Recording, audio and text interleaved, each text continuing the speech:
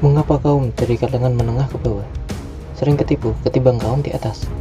Apakah karena kaum di atas yang mapan secara ekonomi tidak bisa didikte? Apakah karena kemampuan pengetahuannya yang berbeda? Ataukah karena kaum menengah ke bawah ini sudah tidak tahan dengan jeritan sehingga apa yang ada di depan tanpa pikir panjang langsung dicemplungi?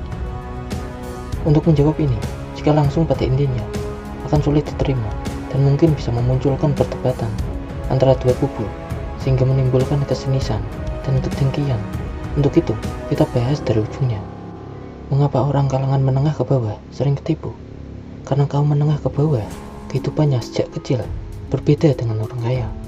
Dari segi pendidikan keseharian hingga sampai yang krusial yaitu pengalaman hidup.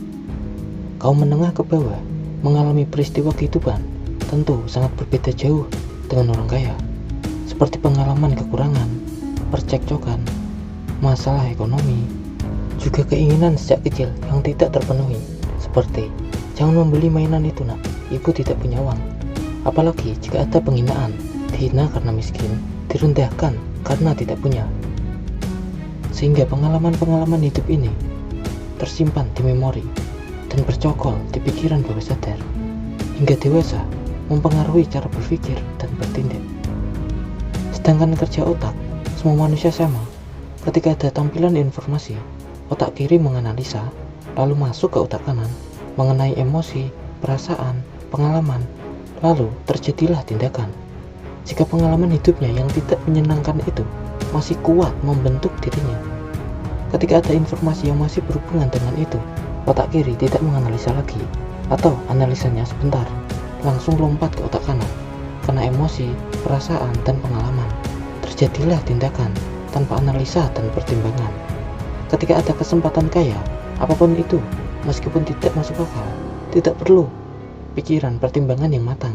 Dia tidak berpikir, apakah peluang ini benar atau hanya tipuan. Dia hanya fokus pada inilah kesempatan, supaya tidak mengalami kesulitan seperti dulu.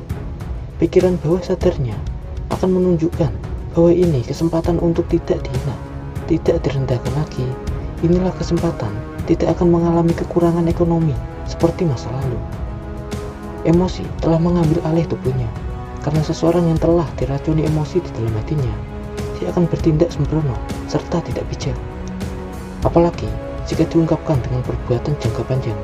Ini sangat bahaya, bisa merugikan dirinya, bahkan bisa juga untuk orang lain. Lalu, apa solusinya? Apakah pengalaman-pengalaman yang tidak menyenangkan bisa dihapuskan?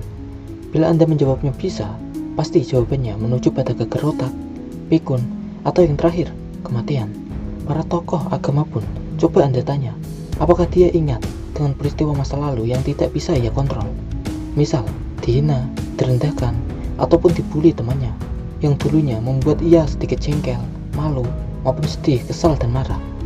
Kalau ia jujur, pasti ia menjawab ingat, dan terkadang juga membutuhkan waktu untuk mengingatnya. Tapi, dia tetap tersenyum, karena sudah ditumpuk dengan kebaikan. Dia sudah memaafkan kejadian yang di luar kontrol dirinya.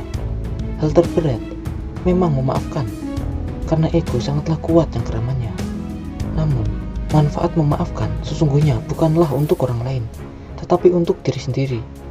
Memori tidak bisa dihilangkan, akan tetapi bisa disamarkan, yaitu dengan penumpukan.